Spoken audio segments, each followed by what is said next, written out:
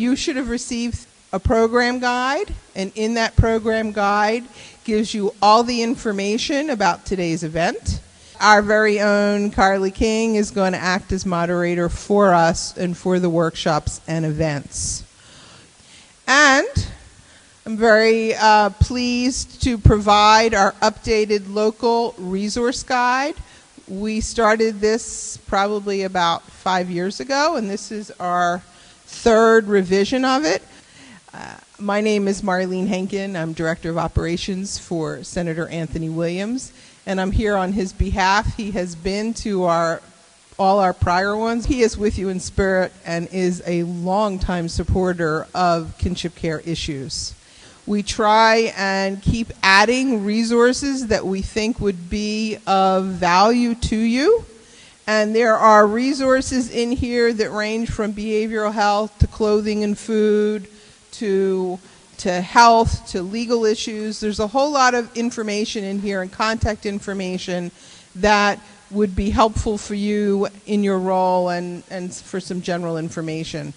I do want to take a moment, though, to acknowledge our sponsors and our committee members, because we've been working on this initiative for, I guess, about 5 years now, and it's not just the Senator's office, but there's a group of us, and we call ourselves the Philadelphia Kinship Care Committee. And I want to acknowledge those who are members of that committee and who are all here today. Grand Central, Chartan Nelson. Grands as parents, Jean Hackney. Yes. Net Community Care, Carly King. Philadelphia Corporation for Aging is Cheryl Clark, and I'm not sure, I think she's out there in the lobby. I'm here representing State Senator Anthony Hardy Williams. The Senior Law Center is Kateria McCabe, and she's actually one of our presenters today. Support Center for Child Advocates is Barry Cassell, also here today. Supportive Older Women's Network, Arlene Siegel.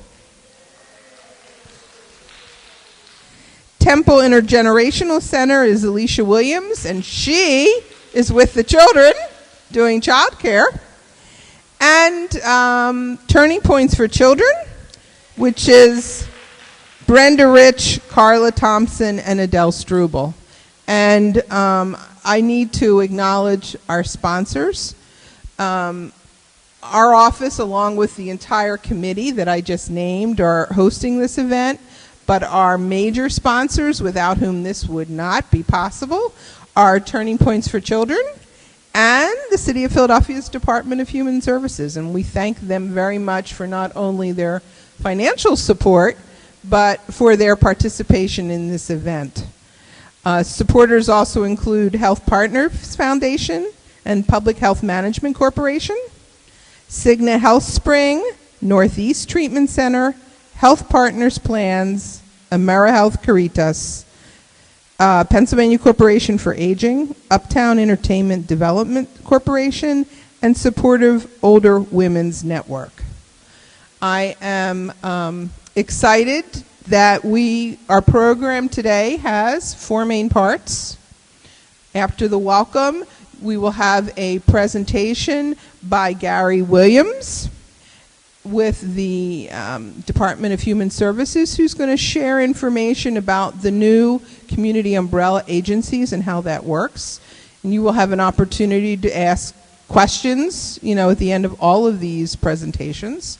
We have a behavioral health and family dynamics presentation, and then a custody and the law presentation, and I will let our moderator do those introductions.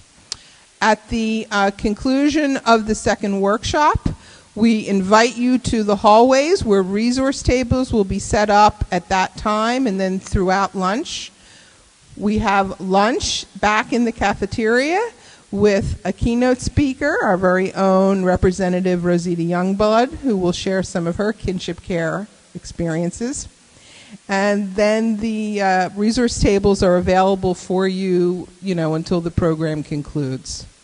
So thank you very much for coming. I hope that you have this is a valuable experience for you, and please know that you can speak to any of the members of the committee for any follow-up help or guides, or any of the people at the resource tables if there's any additional information you may need. Have a good day, and with that, I'm going to turn this over to Carly.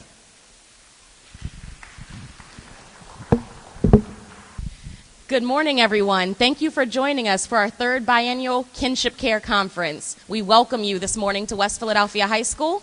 And before I begin with our first presentation, I would just like to invite one other person to welcome us. I would like to introduce Mr. David Fair, the Deputy Chief Executive Officer of Turning Points for Children.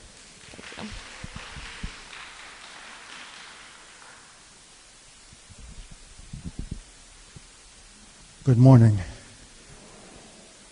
Carly asked me how I wanted to be introduced, and I told her what my title was now because I'm too old to list all of the things that I've done in the various titles that I've had.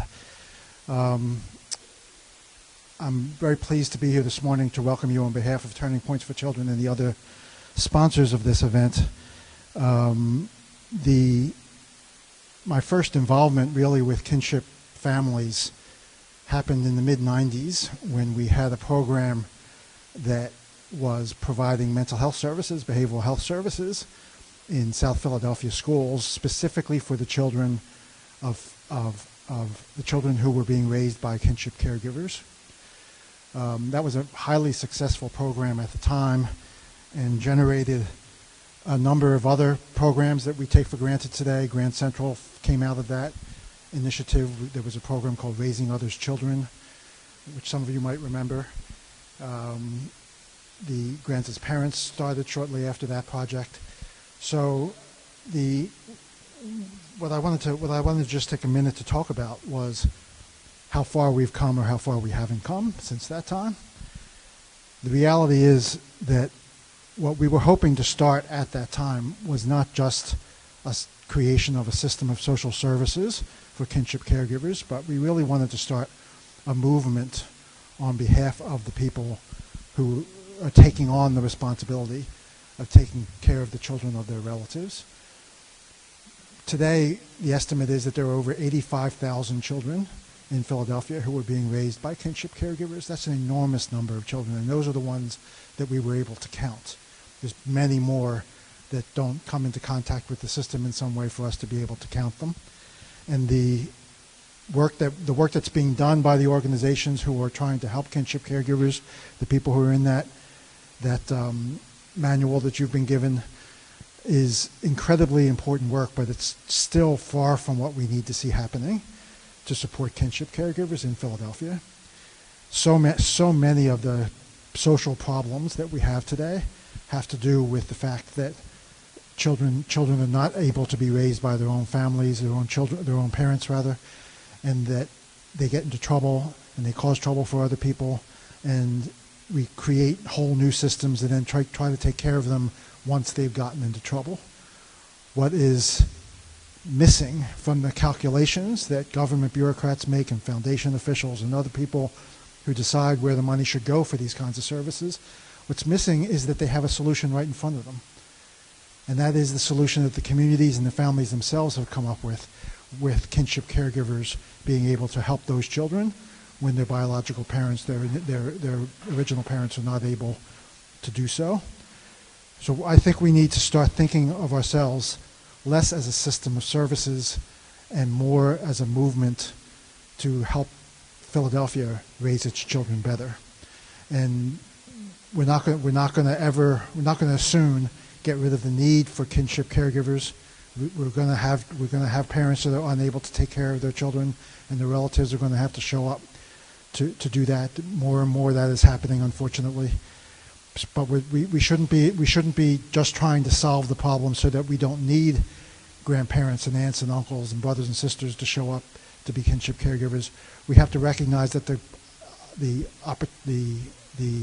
provision of support for these children by kinship caregivers is itself part of the solution to the many social problems we have in our neighborhoods today. And so I want to encourage you to pay close attention to what goes on at this conference today, but also to remember that the Kinship Care Committee exists, that these organizations in the community exist. They need you not only to get help from them when you need it, but to stand up for them and to speak out in favor of creating an even stronger system to care for kinship caregivers. I used to have a spreadsheet when I worked at the Department of Human Services of the programs that were around that were claiming that they were helping kinship caregivers. And that list, if I pulled out that list today, a whole bunch of those programs would no longer be here. Because over the course of the years, we've stopped paying attention to this issue the way that we were paying attention to it in the late 90s and the early part of the first decade of this century. And so we need to get back on the agenda for government officials. We need to get back on the agenda for foundations, for corporations. We need to get back on the agenda for the media so that they don't just think a grandparent taking care of their grandchildren is a good human interest story, but they recognize that, as I've said, this is a solution to so many of the problems that are facing our children today. So I hope you have a great day at the conference. And on behalf of Turning Points for Children, I wanted to specifically thank the 3 people on our staff who have been very active in the Kinship Care Committee, Brenda Rich, Adele Struble, and Carla Thompson, for their efforts every single day to make sure, at least in our organization, that we don't forget the kinship caregivers, that we recognize that everything we do, we have to take into account that this is a population of caregivers that we need to care for. So thank you very much and good luck with the day.